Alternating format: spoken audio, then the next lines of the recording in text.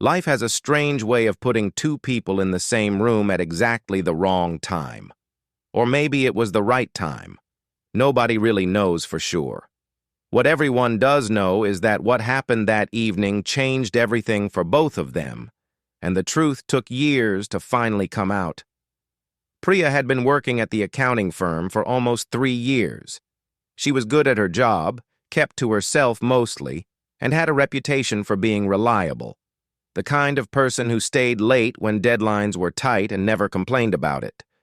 Her colleagues respected her, though they didn't know much about her personal life. She liked it that way. Work was work, and home was home. The office building was one of those older structures downtown, the kind with heavy doors and dim hallways after 6 in the evening. Most people cleared out by 5:30, but Priya often stayed until 7 or 8, especially during tax season. She found the quiet helpful. No phones ringing, no chatter by the coffee machine, just the hum of the air conditioning and her thoughts. That particular Tuesday felt like any other. The winter sun had set early, and by the time she looked up from her computer screen, the office was dark except for her desk lamp. She stretched her arms above her head and decided to call it a night. Her back ached from sitting too long, and she was hungry. There was leftover pasta at home calling her name. She gathered her things, shut down her computer, and headed toward the elevator. That's when she noticed the lights still on in one of the conference rooms at the end of the hall. The door was slightly open, which was unusual. The cleaning staff normally locked up the conference rooms after wiping down the tables. Priya hesitated. It wasn't really her business, but she also didn't want to leave if someone was still working. Maybe they needed the lights turned off in the main area, or maybe they were waiting for someone. She walked toward the room, her heels clicking softly on the tile floor. As she got closer, she could hear voices. Well, one voice, really. Someone was on the phone, and they sounded upset. Not angry upset, but worried upset. The kind of tone that makes you stop and wonder if everything is okay. She recognized the voice immediately. It was Aaron, one of the senior managers. He'd been with the company for over a decade, was well-liked, and had a family. Priya had worked on a few projects with him and found him professional and fair. He wasn't the type to lose his composure easily. Priya stood in the hallway, unsure of what to do. She didn't want to interrupt what was clearly a private conversation, but she also couldn't just leave without turning off her desk lamp properly and setting the alarm system. The building security required the last person to arm the system before leaving. She waited, hoping Arun would finish his call quickly, but as the minutes passed, his voice grew more strained. She caught fragments of sentences, something about payments, something about time running out, something about not knowing what else to do. Then she heard something that made her freeze. He said a name she recognized. It was the name of the company's biggest client, the one whose account she'd been auditing for the past 2 months. The one whose numbers hadn't quite added up, though she'd assumed it was just poor record-keeping on their end. Her heart started beating faster. She knew she shouldn't be listening, but she also couldn't unhear what she'd just heard. And now, she was stuck. If she walked away, he might see her and think she'd been eavesdropping intentionally. If she announced herself, it would be awkward for both of them. She decided to wait a bit longer, hoping he'd finish soon. But then she heard footsteps. Heavy footsteps. Someone else was in the building. The security guard, maybe? Or someone from the cleaning crew. The footsteps got closer, and suddenly Arun's voice stopped. The conference room went silent. Priya's mind raced. Should she say something? Should she hide? Why did she feel like she'd stumbled into something she wasn't supposed to know about? Then the conference room door swung open fully, and Aaron stepped out. He looked startled to see her standing there. For a moment, neither of them said anything. His face was pale and his tie was loosened. He looked like someone who'd just received very bad news. Before Priya could explain why she was there, he did something unexpected. He stepped back into the conference room and quietly closed the door. Not slammed it, just closed it, firmly. And she heard the lock click. Priya stood there, confused and increasingly uncomfortable. The footsteps she'd heard had stopped too. The hallway was silent again. She was alone, or at least she thought she was, and now she had a decision to make. Should she knock on the door and ask if everything was okay? Should she just leave and pretend this never happened, or should she stay and figure out what was really going on? Something told her that whatever was happening behind that door was bigger than a bad phone call. Something told her that the numbers she'd been reviewing, the ones that didn't quite make sense, were connected to this moment. And something told her that walking away right now might be the worst decision she could make. Priya's hand hovered near the door handle, but she didn't knock. Something in her gut told her that interrupting whatever was happening inside that room would make everything worse. She took a step back, then another, until she was pressed against the opposite wall of the hallway. Her phone was in her purse. Should she call someone? But who? And say what exactly? That her colleague locked himself in a conference room after a stressful phone call? She heard voices again. This time there were two distinct voices coming from inside the room. Aaron was talking to someone else now. The other voice was deeper, calmer. But there was an edge to it that made Priya's stomach tighten. She couldn't make out full sentences, just words here and there. Transfer, account, Friday, deadline. Minutes felt like hours as she stood there, trying to decide her next move. The building felt different now, less safe somehow. The fluorescent lights that had seemed merely old and dim now felt oppressive. Every shadow seemed darker than it should be. Then her phone buzzed. The sound was loud in the quiet hallway, and Priya nearly dropped her purse trying to silence it. She pulled out her phone with shaking hands and saw a text from her roommate asking when she'd be home. Such a normal question. Such a normal evening for everyone except her. The voices inside stopped immediately. Priya held her breath. Had they heard her phone? Were they listening now, wondering who was outside? Footsteps approached the door from inside. Priya made a quick decision. She couldn't be caught standing there like she'd been listening.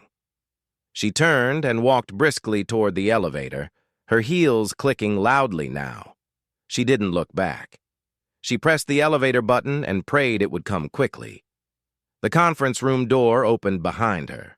She could feel eyes on her back, but kept her gaze fixed on the elevator numbers lighting up as the car climbed toward her floor.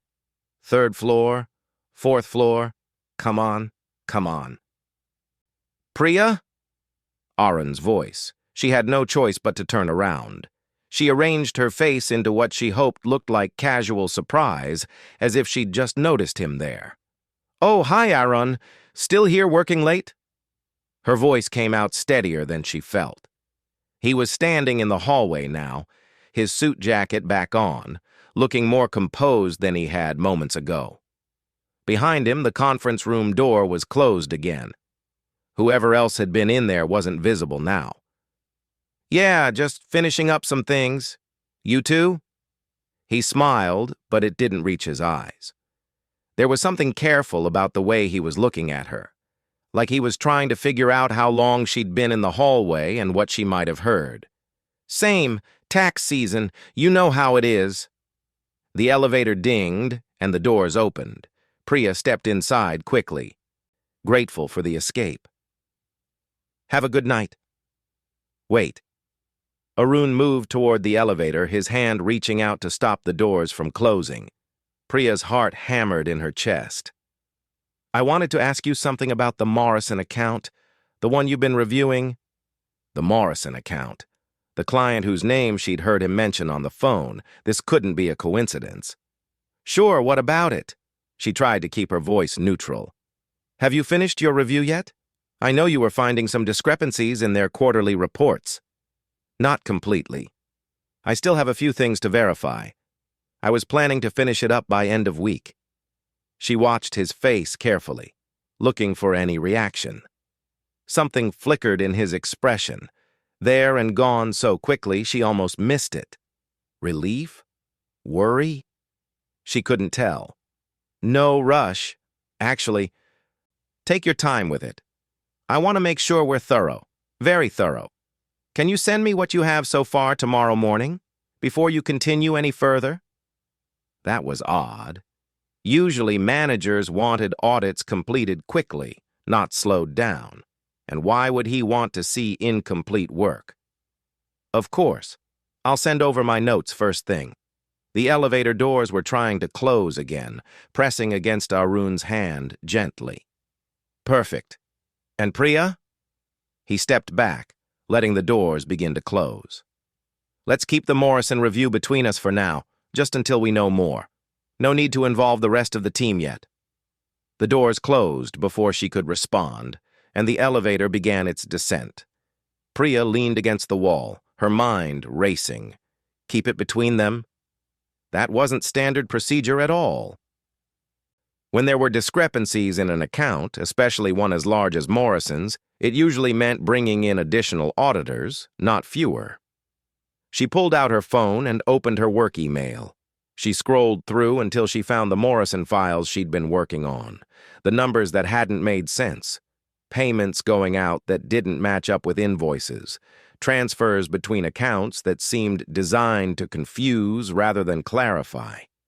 She'd assumed it was just poor bookkeeping by an old-fashioned company that hadn't updated their systems, but now, standing in that elevator, she wondered if it was something else entirely. The elevator reached the ground floor, and Priya stepped out into the lobby. The night security guard, an older man named Raymond, looked up from his desk and waved. "Working late again, Miss Priya?" "You know me." Raymond. "Can't seem to leave this place." She signed out in the logbook, noting the time. 7:45. "Mr. Aaron still up there?" Raymond asked casually, glancing at the log. "Yes, and I think he has a client meeting or something. There was someone else up there with him." Raymond frowned slightly and checked his screen. "Nobody signed in for a meeting tonight. Must have been someone from the building. Maintenance, maybe." But it hadn't sounded like maintenance. And why would Arun be having an intense conversation about account transfers with a maintenance worker? Priya pushed through the building's front doors and out into the cold night air. The street was busy with people heading home from work, cars honking, the smell of street food from a vendor on the corner. Normal life continuing all around her while her thoughts spun in circles. She walked to the subway station, her mind unable to let go of what she'd witnessed. Priya didn't sleep well that night. She kept replaying the scene in her head, trying to make sense of what she'd heard and seen. Every time she closed her eyes, she saw that conference room door closing, heard the lock clicking into place. She thought about Aaron's face when he'd stopped her at the elevator, the way he'd asked her to keep the Morrison review private. By morning, she'd convinced herself she was overreacting. Maybe Aaron had just been having a difficult conversation with a client. Maybe the request for privacy was perfectly innocent, just wanting to avoid office gossip until they had all the facts. She'd worked in corporate environments long enough to know that sometimes things looked suspicious when they were actually just complicated. She arrived at the office earlier than usual, determined to put the whole thing behind her. She'd send Aaron her notes on the Morrison account, finish her review by the end of the week, and move on to the next project. Simple. But when she sat down at her desk and opened her computer, something immediately felt wrong. Her files had been accessed. She could see it in the timestamp. Someone had opened her Morrison account folder at 11:30 the previous night, long after she'd left the building.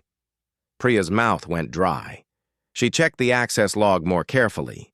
The user ID showed it was her own login, but she'd been home by 11:30, already in bed, trying to sleep. Someone had used her credentials to access her files. She sat back in her chair, staring at the screen. This changed everything. This wasn't just a private phone call or a stressful client meeting anymore. Someone had deliberately gone into her computer and looked at her work, and they'd done it in a way that made it look like she was the one accessing the files. Her hands trembled slightly as she opened the Morrison folder. Everything was still there, all her spreadsheets and notes. But something felt different. She couldn't put her finger on what exactly, but years of working with numbers had given her an instinct for when things had been moved or changed, even slightly. She spent the next hour going through every file, comparing them to the backup copies she kept on an external drive. That's when she found it. 3 entries had been deleted from one of her spreadsheets. 3 transactions, each for significant amounts of money that she'd flagged as questionable. Now they were gone, as if they'd never existed. But Priya remembered those transactions clearly. She'd spent hours trying to trace them, following the money through a maze of accounts and subsidiary companies. The trail had led nowhere conclusive, but it had definitely been there. And now someone had erased it from her files. Her phone rang, making her jump. It was an internal call from Arun's office. "Good morning, Priya. Do you have those notes ready for me?" She looked at her computer screen, at the files that had been tampered with. A decision point. She could tell him what she'd discovered, confront him about the deleted entries. Or she could play along, pretend she hadn't noticed anything, and figure out what to do next. "Almost ready. I'm just organizing everything. Can I bring them up in about an hour?" "Perfect. See you then." Priya hung up and immediately opened her email. She attached the original, unaltered files from her external drive and sent them to her personal email address. If someone was covering their tracks, she needed to make sure there was still a trail to follow. Then she did something she'd never done before in her professional career. She made copies of everything, printed out the most important documents, and hid them in her bag. She didn't know what she was going to do with them yet, but she knew she needed to have evidence that couldn't be digitally erased. The hour passed too quickly. Priya gathered her laptop and headed to Arun's office on the upper floor. His door was open, and he was sitting at his desk, looking at his computer screen. He seemed relaxed, normal, nothing like the stressed man she'd seen the night before. Come in. Close the door, would you?" Priya did as he asked, her heart pounding. The office suddenly felt too small, too isolated. She sat down in the chair across from his desk and opened her laptop. "So what have you found with Morrison?" Aaron asked, his tone casual, almost friendly.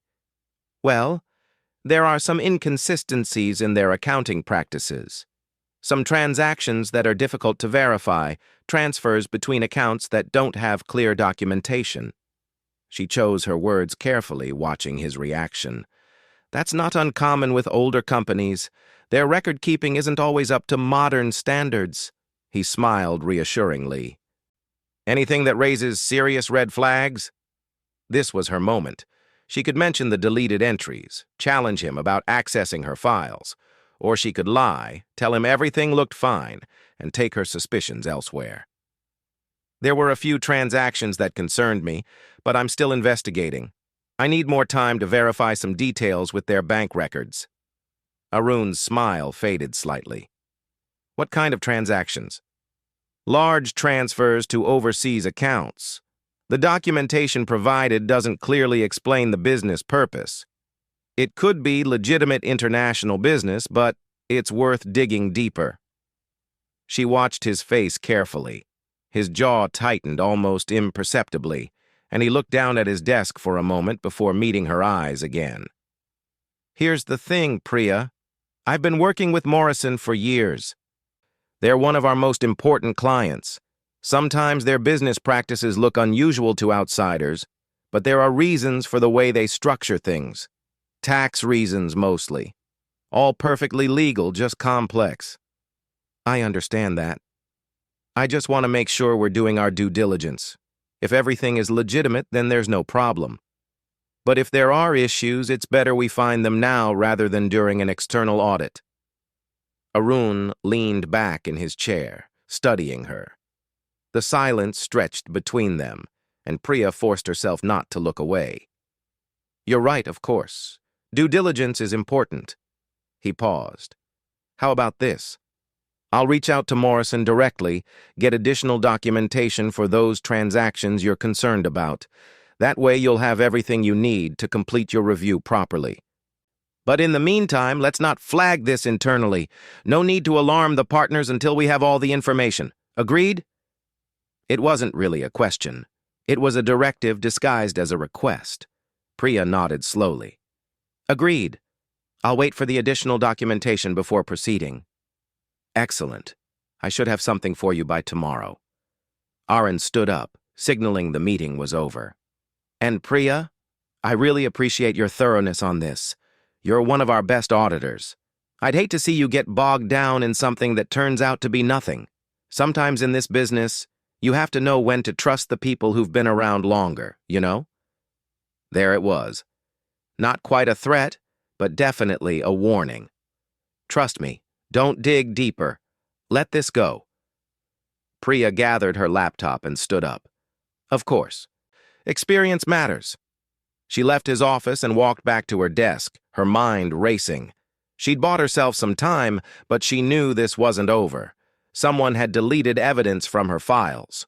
Aaron was clearly trying to slow down or stop her investigation. And somewhere in the middle of all this was the Morrison account, with its questionable transactions and missing documentation. Back at her desk, she pulled out her phone and did something she'd been considering all morning. She searched for the contact information for the firm's ethics hotline, the anonymous reporting system that every employee was told about during orientation, but that nobody ever actually used. Her finger hovered over the number. Making this call would change everything. It would start an investigation that she couldn't control. It might cost her her job if she was wrong. But if she was right, if there really was something illegal happening, then staying silent made her complicit. She thought about her parents, who'd worked honest jobs their whole lives and taught her that integrity mattered more than convenience. She thought about all the people whose money might be at risk if Morrison was involved in something fraudulent. She thought about the person she wanted to be versus the person it would be easier to be. Priya took a deep breath and dialed the number. The voice on the other end of the ethics hotline was professional and calm. A woman who introduced herself only as a case coordinator, explaining that everything Priya said would be confidential and that she could remain anonymous if she chose. But Priya knew that true anonymity would be nearly impossible once an investigation started. There were only so many people with access to the Morrison account files. It wouldn't take long for fingers to point in her direction.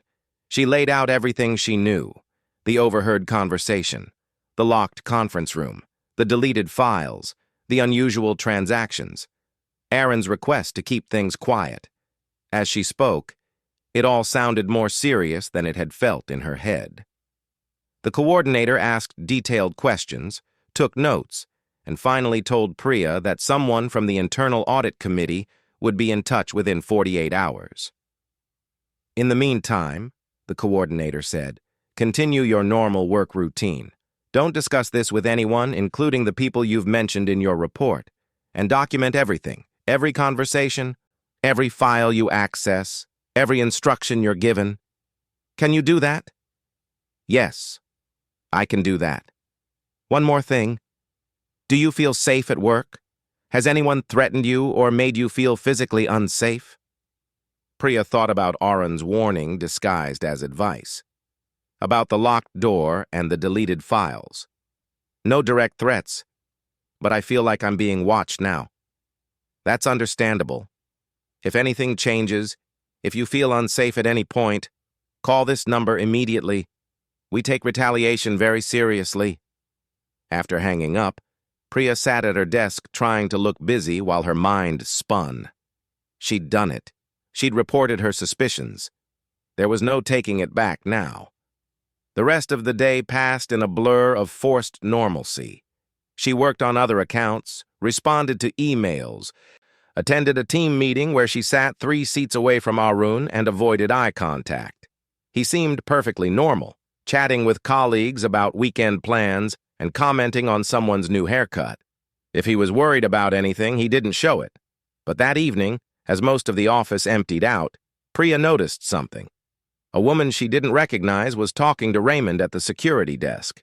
The woman wore a visitor badge and carried a leather briefcase. She wasn't dressed like a client. She looked more official than that, more serious. The woman glanced toward the elevators, then back to Raymond, who was checking something on his computer and nodding. After a few minutes, the woman headed toward the elevators, and Priya instinctively knew where she was going: the executive floor, where the partners had their offices. The ethics investigation had already begun. Priya left the building shortly after, her heart pounding. Things were moving faster than she'd expected. On the subway ride home, she kept checking over her shoulder, half convinced someone was following her. The rational part of her brain said she was being paranoid. The other part reminded her that someone had already broken into her computer files. Paranoia might be justified. Her roommate, Kavya, was cooking dinner when Priya got home. The smell of spices and the sound of oil sizzling in a pan were so normal, so comforting, that Priya almost broke down right there in the doorway. "Rough day?" Kavya asked, glancing over her shoulder. "You have no idea." Priya dropped her bag and collapsed onto the couch. "Want to talk about it?" Priya did, desperately. But she'd been told not to discuss it with anyone. Just work stress. Too many accounts. Not enough hours in the day. Kavya brought over 2 plates of food and sat down next to her. They ate in companionable silence, watching a mindless cooking show on television. For a little while, Priya let herself forget about Morrison and Aaron and locked conference rooms.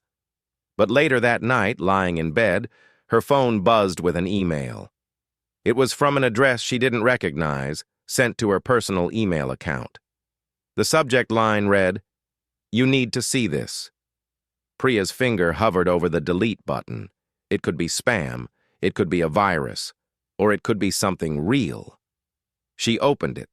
The email contained no message, just an attachment, a PDF file. Against her better judgment, Priya downloaded it. It was a bank statement, not from Morrison, but from a personal account. The account holder's name was Arun Deshmukh, and the transactions showed regular deposits, large ones from a company Priya recognized. It was one of Morrison's subsidiary companies, one of the entities involved in those questionable overseas transfers she'd been investigating. Aaron was receiving money directly from the client he was supposed to be auditing, money that wasn't reported anywhere in the firm's records, money that looked a lot like kickbacks or bribes. Priya's hands shook as she stared at the document. Who had sent this? And more importantly, how had they gotten access to Arun's personal banking records? This kind of information wasn't just confidential. It was likely obtained illegally. She read the email address again, looking for clues about the sender. Nothing. It was a generic email service, probably created specifically to send this one message. Another email arrived while she was staring at her phone. Same anonymous sender. "They know you reported it. Be careful. There's more involved than just Aaron. Don't trust anyone at the firm." Priya's blood ran cold. Someone knew she'd called the ethics hotline.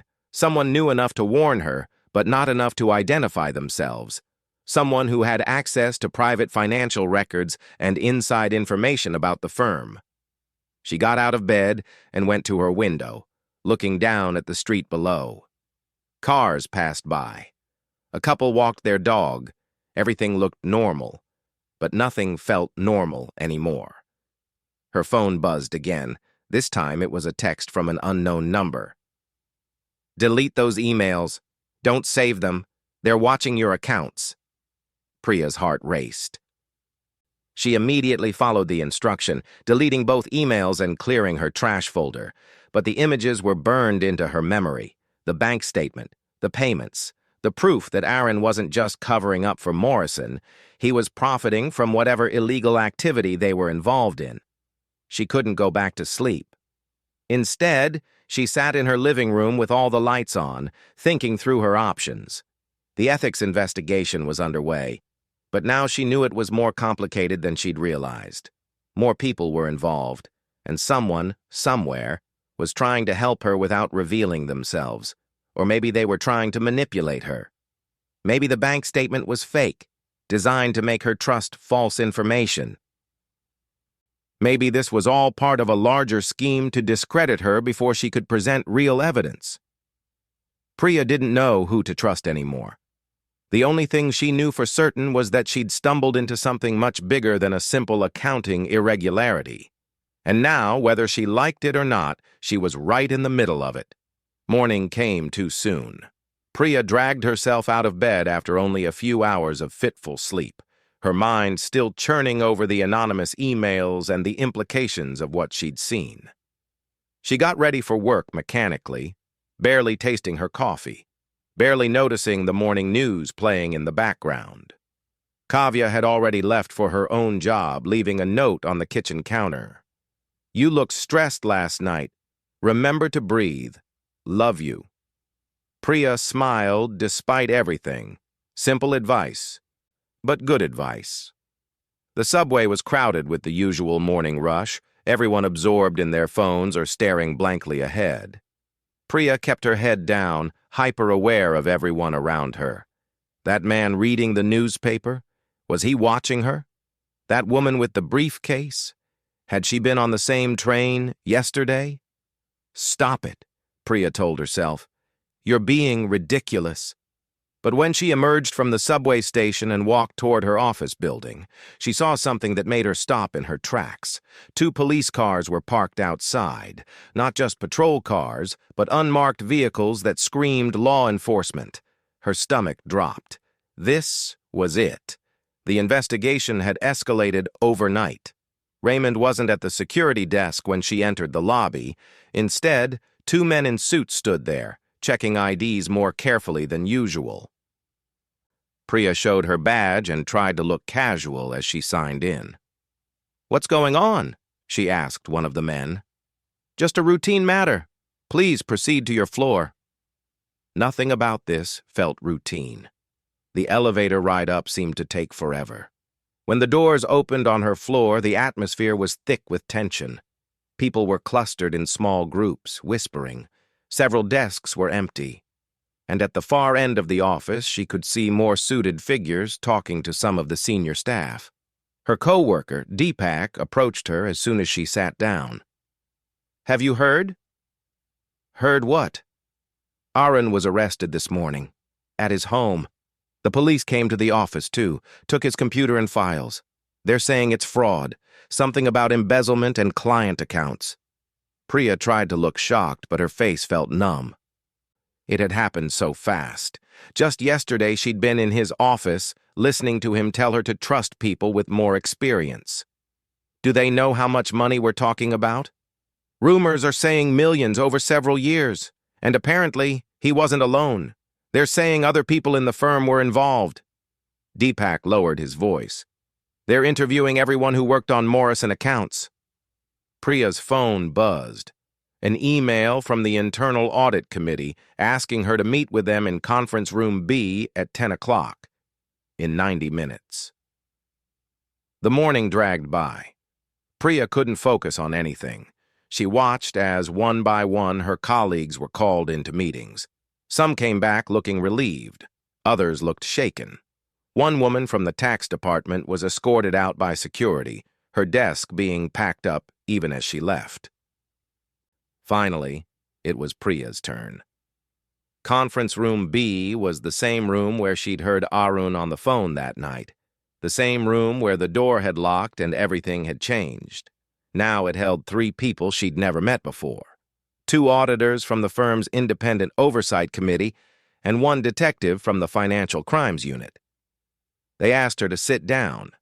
They were polite, professional, but serious. "We understand you filed a report with the ethics hotline 2 days ago," one of the auditors began.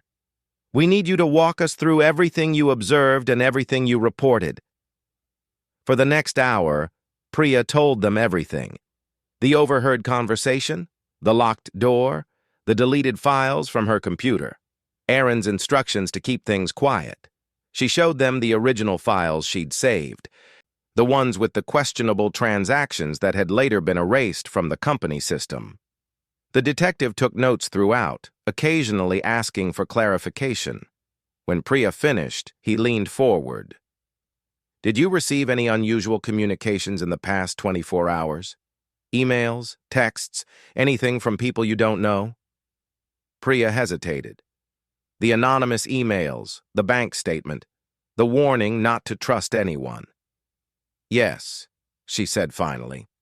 "I received anonymous emails with what looked like bank statements, personal financial records for Aaron showing payments from Morrison's subsidiaries." The three of them exchanged glances. "Do you still have those emails?" the detective asked. "No. The sender told me to delete them. They said someone was watching my accounts." "Can you describe what you saw in the documents?" Priya did her best to recall the details. The amounts, the dates, the account names. As she spoke, she watched the detective's expression change from interested to concerned. "Miss Priya," he said carefully, "those documents you saw were part of a sealed investigation. They should not have been accessible to anyone outside law enforcement. Someone with inside access leaked confidential information to you. I didn't ask for it. I don't even know who sent it. We believe you. But it means that whoever sent those documents either has access to police files or has their own independent investigation running parallel to ours. Either way, it's concerning." One of the auditors spoke up. "The good news is that your report 2 days ago started this entire process. Without your willingness to come forward, we might not have caught this for years. The fraud was sophisticated and involved multiple people covering for each other." "How many people?" Priya asked. "We can't share all the details yet, but it wasn't just Arun. Several employees were involved, including one of the partners. They'd been siphoning money from client accounts for over 5 years, using Morrison as the primary vehicle, but with other clients involved as well." Priya felt sick. She'd worked alongside these people. She'd trusted the firm's systems and procedures. And all along, there had been a systematic theft happening right under everyone's noses. "What happens now?" she asked. "There will be a full audit of every account in the firm. It's going to be a difficult few months. Some clients will leave. There will be lawsuits, but the firm will survive, and it will be stronger for having cleaned house." The auditor paused. "You did the right thing. That takes courage." Priya didn't feel courageous. She felt exhausted and scared and uncertain about everything. The meeting ended with instructions to remain available for follow-up questions and to continue her regular work as much as possible. As Priya left the conference room, she felt the eyes of her co-workers on her. They knew. Maybe they didn't know exactly what role she'd played, but they knew she'd been in that meeting for a long time, and they could guess. Her desk phone was ringing when she got back, an internal number she didn't recognize. "Hello? Miss Priya, this is Robert Chen, one of the firm's managing partners. I wanted to personally thank you for your integrity and courage. What you did wasn't easy, but it was necessary. The firm owes you a debt of gratitude."